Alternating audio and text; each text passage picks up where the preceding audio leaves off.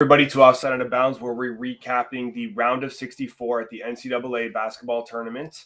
We're going to be talking about a few of the upsets that we thought stood out in the round of 64, and then we're going to go through our betting strategy and show you where we're at and what we're clipping off at right now, and how we made most of our money in the first round. So I'm Adam. I'm Junior. Let's go!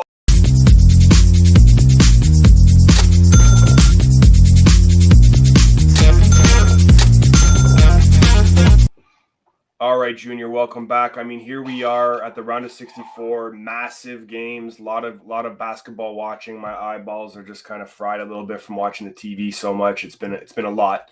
Glad that we're moving on to the second round, but we want to recap the first round here of 64, highlight a couple of the upsets that we may or may not have had on our tickets, and then just kind of pick some of those apart and then break down our betting system a little bit and show everybody where we're at, because we clipped very well on the March Madness tournament. So why don't you start off with a couple of upsets for us? So for me, I'd have to say, I mean, I'm not going to gloss over it, but obviously St. Peter's upsetting Kentucky was absolutely massive. We started the tournament off with Michigan as an 11 seed upsetting Colorado State. So the tone was set very early.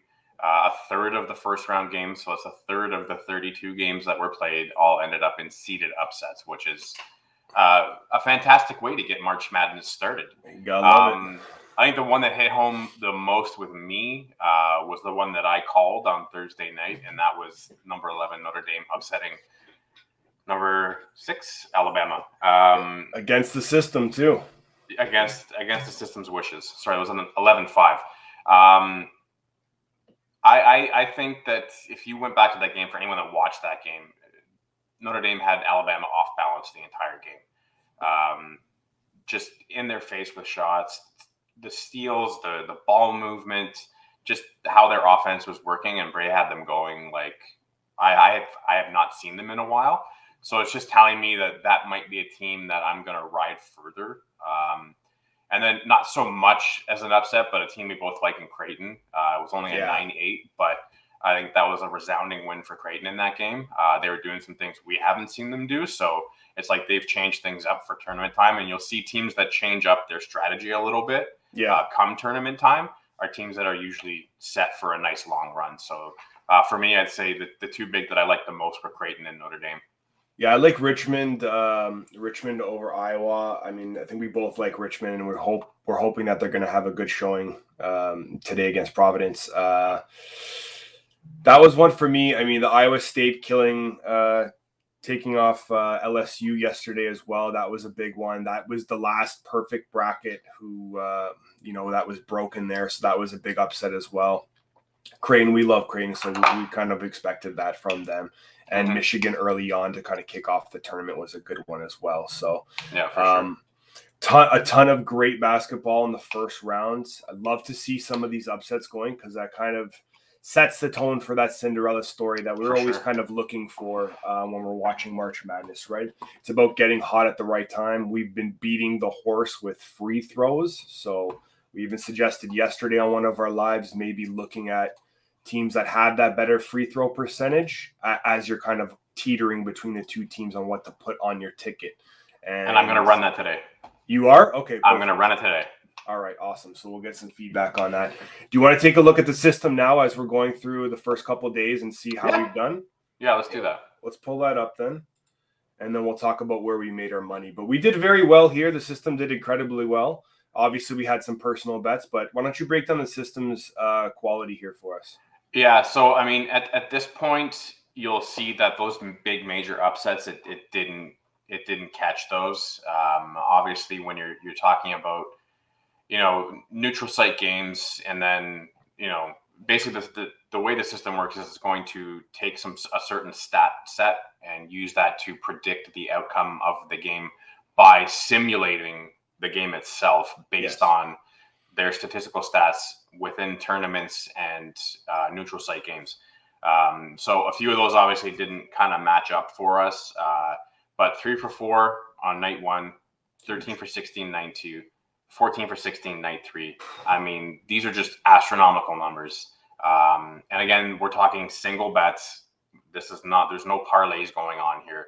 This is just straight single bet placement. So obviously we didn't make a lot of money off of the big favorites that are going off at 15,000 or 10,000 or 1,800. Like, those are not the teams that are going to make you the money. It's those middle cap teams, the 8s, the 9s, the 11s, the 10s. Those are the ones you're going to double up your unit total on, and sometimes triple up your unit total. So, if we hit that next slide to kind of show you where our money came in, you'll see that these are the 5 teams that gained us 80% of our net total on our units.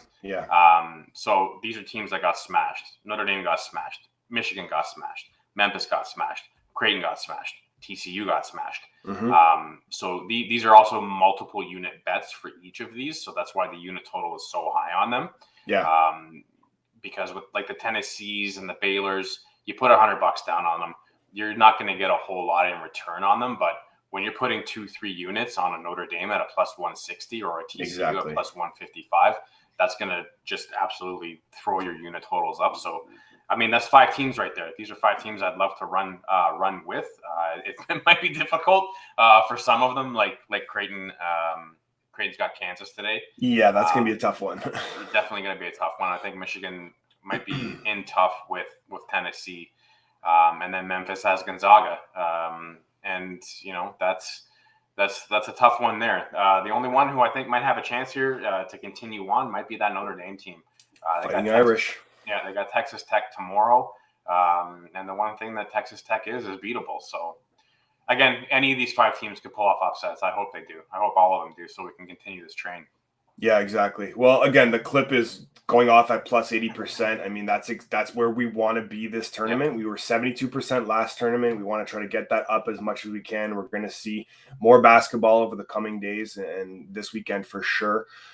If you're not a part of our channel and you're watching this, hit that subscribe button. We'd love to have you part of our journey. This is kind of our really hot season. Baseball starting up. Basketball playoffs will start happening, hockey playoffs, trade deadlines. This is where we really start cooking. We'd love to have you along for the journey. So smash that subscribe button, hit the like, and comment below. Before March Madness, follow us. Turn those notifications on. We are live for every single video that we do, and we are going to clip out plus 80%. I can feel it for the rest of this tournament.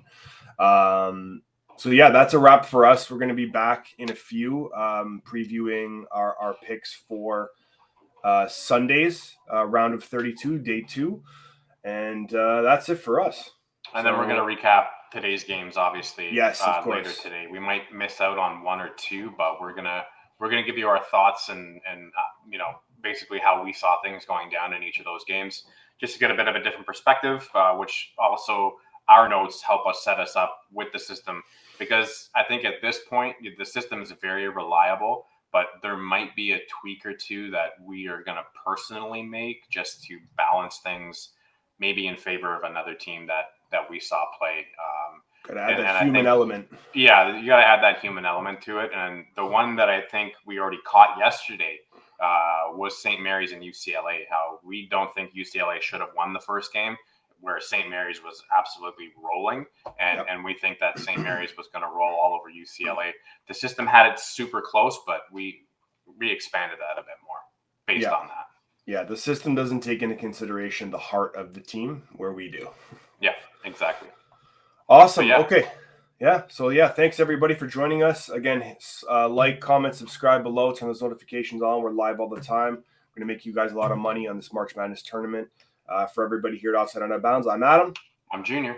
And we're going to see you real soon.